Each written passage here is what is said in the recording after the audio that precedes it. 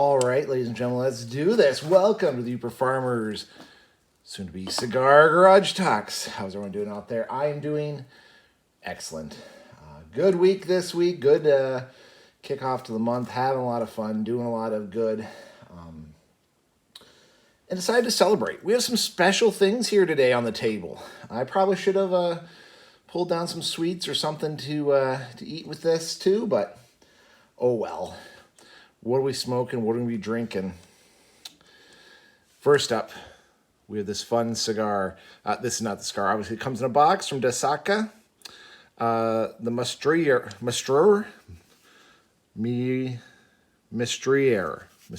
Anyhow, it's from the Saka collection. Comes in these cool little boxes. I left it in the box. Didn't light it up. I wanted to show you guys. If I can get it out. There it goes. Got a nice little cloth band there. We're going to light that up in a second, but I kind of wanted to show it off here a little bit before we lighted it up. And we also have another special beverage. The Eccentric, a Chardonnay barrel-aged sour beer. It is a partnership between Bell's and Upper Hand Brewery. Upper Hand Brewery, of course, is the brewery that's up here in the UP. Bell's is downstate. Was given to this by a friend of mine. Even package date and everything. Was given to me. Knows how much I really like beers, likes good cigars. So you know what, folks? I'm teaming this up. We're doing a very fancy beer, very nice beer with a very nice cigar. And of course, if you watch the channel long enough, you know this is my Guinness glass. This came straight from Ireland. Very excited. Let me get the cigar lit, the beer poured, and then I'll come right back to you and kind of explain why we're doing a little bit of a special episode. So hold on. We're right back. And we're back. Welcome back, ladies and gentlemen. Got my cigar lit. Pretty good.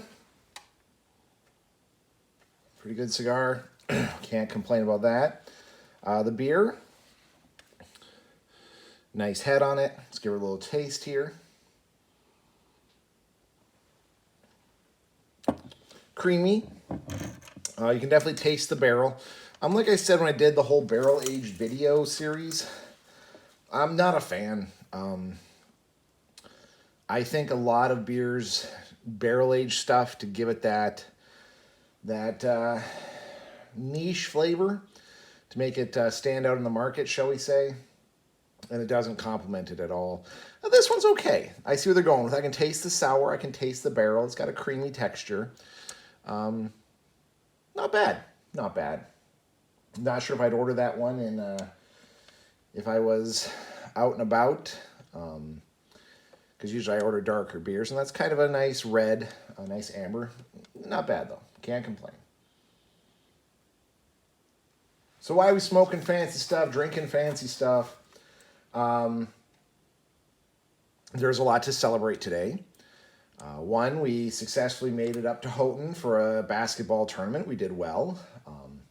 Finally got to visit my dad.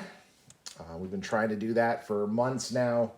And with the baby on the way and other stuff like that, it just has been coming more and more difficult to travel. But mostly one of the big reasons to celebrate, it is my son's birthday. He's now 8 years old. Super excited for him. Yeah, but honestly, sometimes you just gotta treat yourself, right?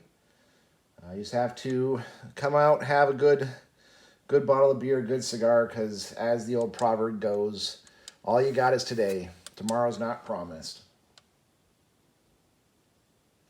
Now, you can't do that every day, but every now and then, just find a reason to kick back and celebrate. But anyhow, that's not what this topic of this video is about. I mean, I guess I could make it that, just wanting to celebrate. But again, I have lots of reasons to celebrate every day, every week. I got lots of really big reasons to celebrate coming up here pretty quickly. But to be kind of goofy, kind of off topic, just kind of showing that sometimes you just need a nice cigar and a nice beer The topic, as you might have seen from the video, the description or the title, of the woes of being a video game father. Because when you're smoking a good cigar, sometimes you don't want to talk about a very intense and serious subject like celebrating every day. I want to talk about being a video game father. So I am very much into video games. I love video games. I love playing them. I love my children playing them. I encourage them to play video games. I believe it's really good for memory. It's good for cognition, problem solving, hand-eye coordination. It's a good distressor. It's a good collaboration. It's a good way for siblings to come together to beat levels or beat missions or help each other out. Now, I don't have my children play just one type. Like, we don't just do racing games or sports games or first-person shooters. I really kind of show them the breadth of the gaming world out there and release them onto it. Let them go about their adventures and find themselves as gamers. Now, this should come as a shock to no one who watches my channel, as when I talk about my kids, I refer to them by their gaming handles. Those are their actual gaming handles out there. And they refer to themselves. Even when they play games, those are what they prefer to use if they can, as their gaming handles. Now, what do I mean by the woes? So I talked to my daughter about this.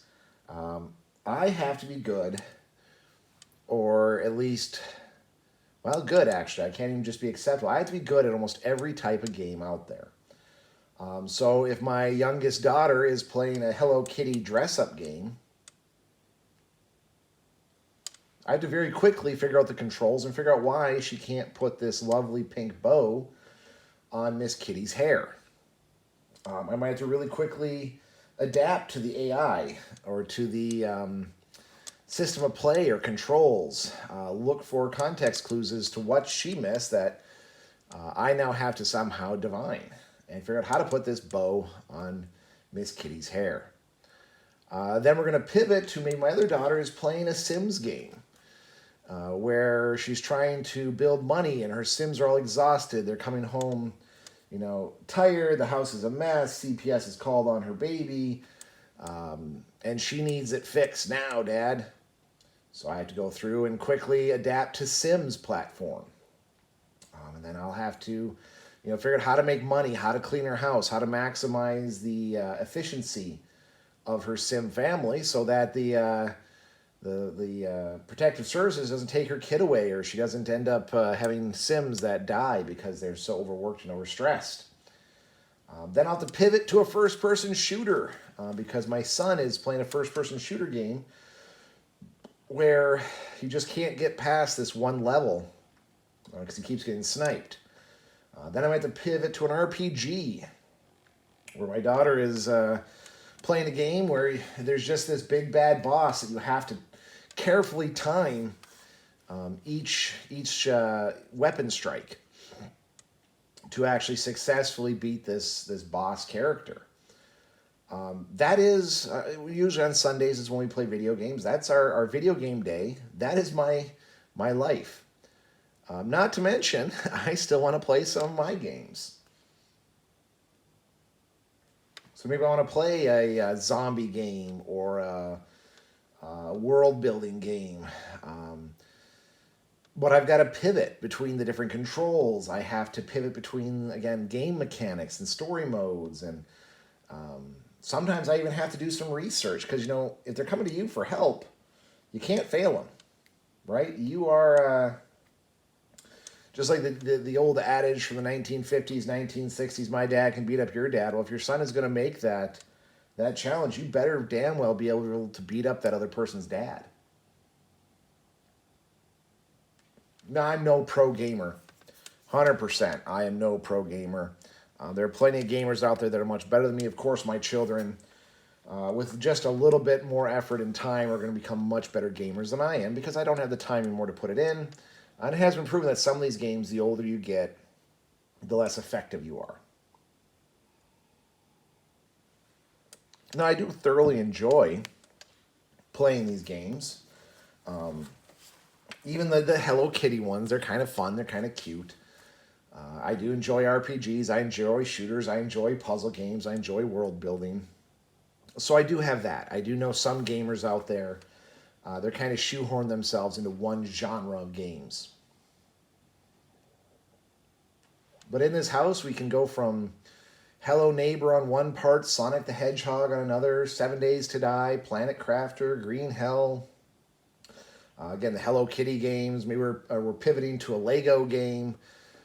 We have a story-based choose your adventure. What is a Goosebumps game where it's mostly just cut screens and whatnot. So it keeps me on my toes, and I do enjoy it. I enjoy having to research games because my children will want to talk about them. They want to talk about this new game that's coming out that they really, really want to get. And Dad better know about it. Mario RPG. I had to study a lot on that one. The kids get a Game Informer. I also read the Game Informer to stay up to date on the newest games. But it is interesting. On our game day, which is usually Sunday, it is a challenge. I have to go from one game to another, and it's fun. I actually laugh about it. I told my eldest daughter, Swedish Compass, about this. She was mildly disturbed. She has now made it her mission not to ask her father for help because she believes it's not right that I have to do that, nor does she believe it's right that I kind of, threw in her face that I have to master, upwards of 6 different games, 7 different games. Even homeschooling mama is into a few games that I have to help her with. Not as many, but they are out there. So Swedish Compass has made it her goal to not have to ask her father. Spoiler alert, she still does. Dad still has to come in and rescue her when the missions get tough or she gets stumped or maybe a boss is a little too difficult. Now, she has beat a number of games without my help. But I do appreciate, I hope she knows that I do appreciate when she asks for her father's help. Because although it's a conundrum, it's nice to be needed for something. And it's something I can connect with all my children. I have little connections with each of them, different connections with each of them. But that is one thing. Gaming is one thing I connect with all my children all at once with. And that means something for me. That's pretty awesome that I can have that connection with all of them. So anyway, this being Sunday, happy birthday to my youngest son. I'm going to go enjoy my very nice cigar, my very nice beer. But it is Sunday, so that means pretty soon here I'm going to be bombarded with children asking for help with their video games. And hopefully, this Uper Farmer can play 1 or 2 of his own before the start of Monday. Wish me luck, folks. Hope you're all staying safe out there, and we'll see you on the next one.